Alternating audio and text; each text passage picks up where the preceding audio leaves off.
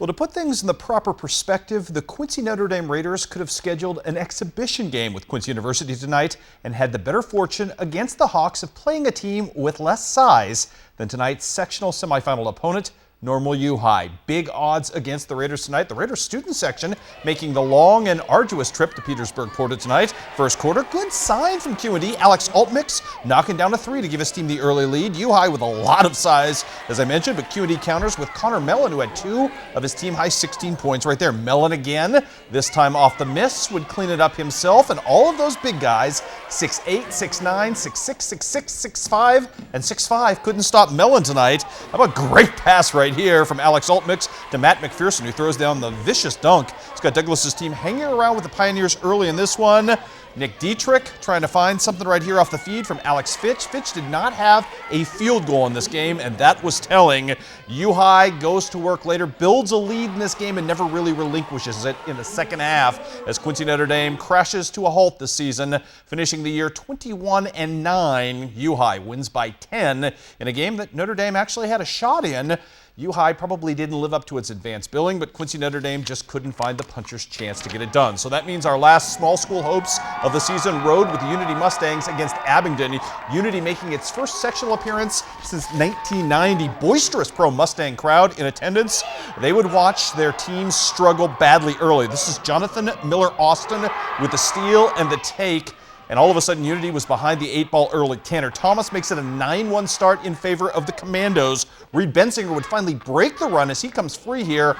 Completes the bucket right here, but could not get the Band-Aid. No three-point play for him. Meanwhile, Abbington was not deterred. Adam Crows with a nice crossover, the take, and the three-point play of his own.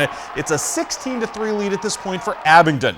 How about Matt Dusterhouse, though? Coming up with the steal, trying to get his team back. It was a gradual chipping away process for the Mustangs. Reed Bensinger finds Andrew Doyle, who had a big night cleaning up against Abington's lack of size and the low blocks. More from Unity. Again, Andrew Doyle had 18 points in the game. Again, a 6-0 run to end the first quarter as Unity was still down 11 at that point. More to come in this one. Lane Davis making his presence felt, spinning off contact and getting the kind of ugly ball to trickle over the top of the rim, but it still counted for buckets. Again, for most of the first half, the story was this guy, Brandon Haroon, who had 36 points tonight for Abington. Abington led by 13 through three quarters. Unity chips all the way back to within 2 down the stretch. Lane Davis and company, though, could not get over that final hump. And unfortunately, Unity's storybook season comes to an end. Great job by Keith Carruthers and company on a fine, fine season. But Unity loses a heartbreaker tonight. Probably the story in this game, getting down so big early, never being able to come back. So we turn our attention to small school Missouri basketball. Semifinals tonight at La Plata between Marion County and North Shelby. Early on, John Stoneburner. This kid is good. 2 of his 13 points in the night scoring in the paint. Reed Plunkett, though, answering from long distance, which is what he does. He had 12 points in the night. Still North Shelby giving no relent in the first quarter. In fact, they led after 1 in this game. Kendall Smith off the sweet pass from John Stoneburner right there. Good stuff. J.J. Chatfield, though, would answer. Oh, look at J.J. Chatfield drawing the contact, getting the job done. John Stoneburner trying to answer in his own big man style. This time, though, from outside. Kid has great range, knocks down the three. Oh, but J.J. Chatfield going to get the job done for his team. He had a game-high 16 points in this one. No stopping him once he got on track. Marion County going to pull away in the second half as Reed Plunkett finds his three-point distance. You can't leave the kid open. The style may not look conventional, but it works for him. Also a nice night from Clay Pollard, who I believe finished with 10 points. Marion County avoids the upset bid and books its way into finals passage on Friday, winning 52-36. As I mentioned, Reed Plunkett with 12, Clay Pollard with 11. Up next for the Marion County Mustangs, a showdown and rematch with La Plata, who was a 4-point winner over Madison. That game a little earlier start than you may have anticipated in La Plata. That is a 6:30 start coming up on Friday. Meanwhile, we've got girls action for you tonight from Highland. Semifinal game between Bowling Green and Monroe City. Bobby Spoonster's team taking on the Monroe City Lady Panthers in this game. Early first half, or late first half, I should say. Kelsey Schurter with the impossible angle bank shot for her team right there. That's good stuff. And then Caitlin McLean, the bigs for Bowling Green, doing some work in this game. McLean with a beautiful pass from Schurter, cleans up on the interior, and Bowling Green would lead at the half by 9, 30-21. Monroe City trying to get back in this game. Callie Miner with a major contribution right here, kissing one off the glass. Then it was Paige O'Brien Nice contributions for the guard as well. She's going to come right through the tall timber, avoid everybody. A little great pump fake, and that works well for her as she gets the bucket to go. Unfortunately for Monroe City, they would have no answer for Kelsey Schurter. Few have this season. She's going to be an absolute dandy. Look at the seal she got there, the spin move. She's not done yet. Kelsey Schurter unstoppable tonight in the low block. She would finish her night with 19 points.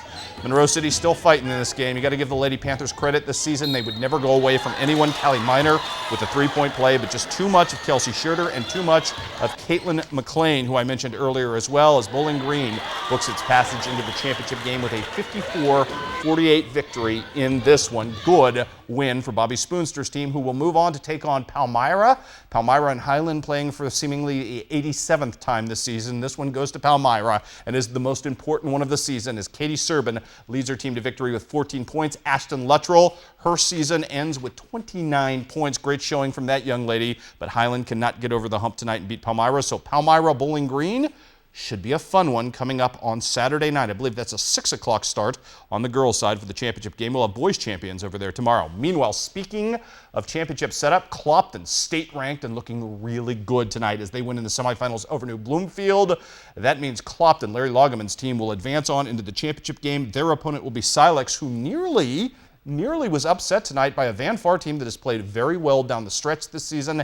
Van Far gets close, just can't knock off Silex. 41-38 is your final. More basketball news. Illini West Evan McGaffey has been named the winner of the prestigious 2012 Jim Red O'Flaherty Player of the Year Award, recognizing the outstanding boys basketball player in our region as voted by a panel of area coaches, officials, and media on behalf of the West Central Officials Association. McGaffey averaged 15 points, 10 rebounds, and 3 blocks per game this season, was selected from a field of 4 outstanding players in the region. Those finalists included Gage Beekman of Lewiston, Alex Walter, who we well know from Camp Point Central, and Paxton Harmon. Good group.